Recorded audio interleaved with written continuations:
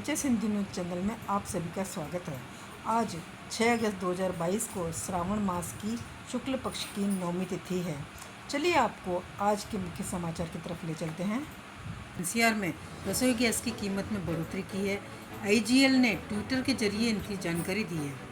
Indraprastha gas limited द्वारा जारी एक बयान के अनुसार बताया गया है कि इनपुट लागत में वृद्धि के कारण इसके रेट बढ़ाए गए हैं। आईजीएल ने ट्वीट में भी कहा है कि इनपुट गैस लागत में वृद्धि को आंशिक रूप से ऑफसेट करने के लिए दिल्ली में घरेलू पीएनजी की कीमत को संशोधित करके ₹5.59 प्रति एससीएम किया जा रहा है।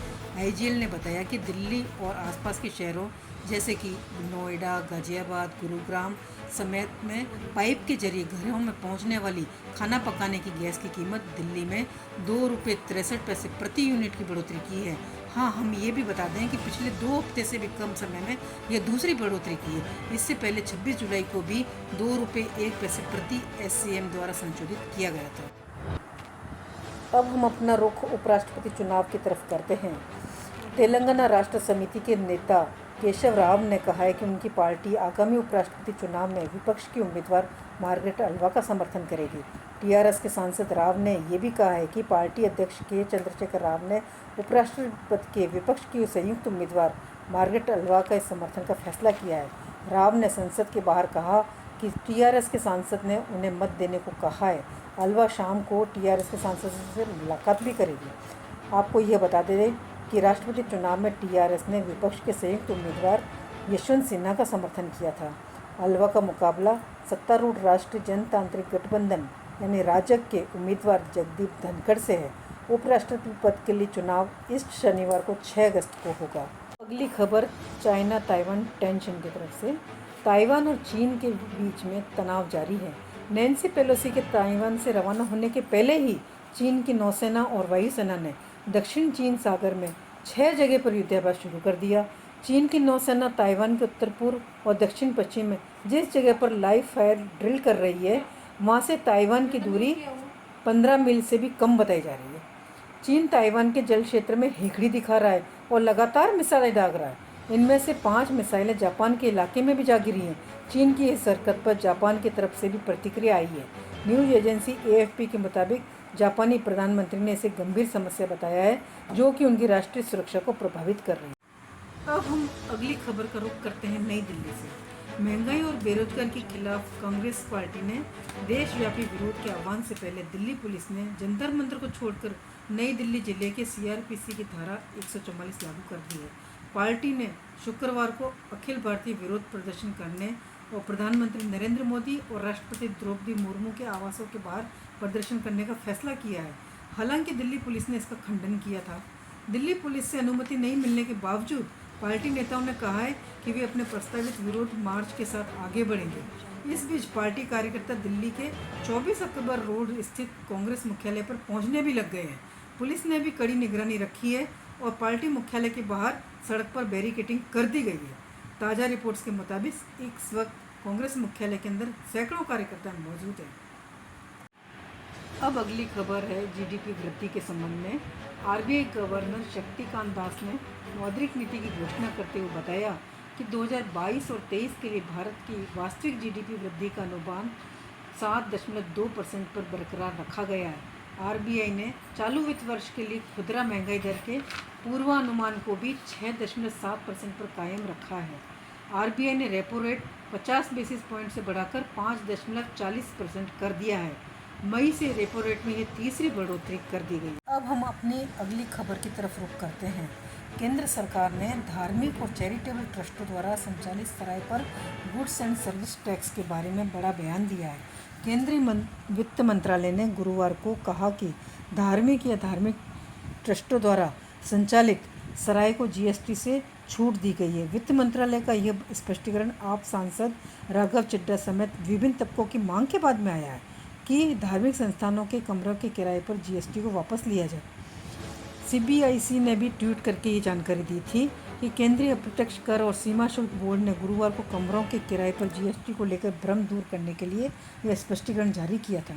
वित्त मंत्रालय के तहत सीबीआईसी ने कई ट्वीट करके कहा था कि धार्मिक और परमाणु संस्थानों द्वारा संचालित सरायों के कमरों के किराए पर जीएसटी लागू नहीं होगा। एसपीजीसी जीपीएस ने भी लेना शुरू कर दिया था जीएसटी काउंसिल ने इस साल जून माह में फैसला लिया था कि 1,000 रुपये प्रतिदिन से कम कीमत वाले होटल कमरों पर 15% का टैक्स लगाया जाएगा और 18 जुलाई 2022 को 1,000 रुपये से कम किराए वाले कमरे पर जीएसटी के प्रस्ताव लागू होने के बाद शिरोमणि गुरुद्वारा प्रबंधक समिति द्वारा संचालित कुछ सरायों ने 1,000 रुपये से कम किराए वाले कमरों के लिए जीएसटी जुटाना शुरू कर दिया था। जीएसटी काउंसिल की सिफारिश पर 1,000 रुपये किराए वाले कमरों होटल के कमरों की पहले की छूट श्रेणी से 12% की जीएसटी स्लैब के तहत लाया गया था। अब अगली खबर है हमारी बेटी बचाओ बेटी पढ़ाओ पर। सरकार की बहुप्रचलित योजना बेटी बचाओ बेटी पढ़ाओ योजना एक बार अपने प्रचार को लेकर के फिर से चर्चा में आ गई है। कुछ समय पहले एक रिपोर्ट में बताया गया था कि केंद्र सरकार ने इस योजना पर केवल प्रचार में ही लगभग कुल बजट का 78% खर्च कर दिया था। अब संसद की एक समिति ने इस पर खर्च घटाने का सुझाव दिया है। बेटी बचाओ बेटी पढ़ाओ योजना के तहत वर्ष 2016 से 19 के दौरान जारी 446.72 करोड़ रुपए की करीब 78% राशि मीडिया प्रचार पर खर्च होने के मद्देनज़र संसद की एक समिति ने सरकार को सुझाव दिया है कि विज्ञापन पर होने वाले इस खर्च पर पुनः विचार किया जाना चाहिए। संसद में बृहस्पतिवार को पेश भारतीय जनता पार्टी सांसद हिना गावित की अध्यक्षता वाली महिलाओं को शक्तियां प्रदान करने संबंधी संसदीय समिति ने बेटी बचाओ बेटी पढ़ाओ के विशेष संदर्भ के साथ शिक्षा के माध्यम से महिलाओं का सशक्तिकरण शीर्षक वाली रिपोर्ट में यह बात कही गई है। समिति ने कहा कि सरकार को इसकी बजाय शिक्षा एवं स्वास्थ्य से जुड़ी महत्वाकांक्षी योजनाओं के विभिन्न क्षेत्रों में योजनाबद्ध आवंटन पर ध्यान केंद्रित करना चाहिए। समिति ने अपने 5वें प्रतिवेदन में सरकारी स्कूलों में छात्राओं के लिए 100% पृथक शौचालय के जरिए समय सीमा को अंतिम रूप देने, सैनिटरी नैपकिन के स्वच्छ निपटान के लिए बालिका शौचालय में इंसिनरेटर मशीन लगाने, शौचालयों में पानी की नियमित आपूर्ति करने और नियमित निरीक्षण की भी सिफारिश की थी। सरकार द्वारा की गई कार्रवाई के उत्तर में समिति ने यह भी संज्ञान लिया है कि सरकार के जवाब सिफारिशों को लागू करने के उसकी गंभीरता को दर्शाते हैं। हालांकि उसे पर्याप्त आंकड़े नहीं मिलते हैं जो ज़मीनी स्तर पर वास्तविक परिवर्तन दिखाएं। रिपोर्ट में यह भी कहा गया है कि चूँकि समिति द्वारा की गई सिफारिशें छात्राओं की स्वच्छता और गरिमा की दृष्टि से काफ़ी महत्वपूर्ण है, इसलिए समिति ये दोहराती है कि मंत्रालय सरकारी स्कूलों में पानी की आपूर्ति सुनिश्चित करने वाले 100% पृथक कामकाजी शौचालयों के निर्माण और बालिकाओं के शौचालय के लिए इंसिनरेटर्स की स्थापना के लिए एक समयबद्ध कार्य योजना तैयार करें।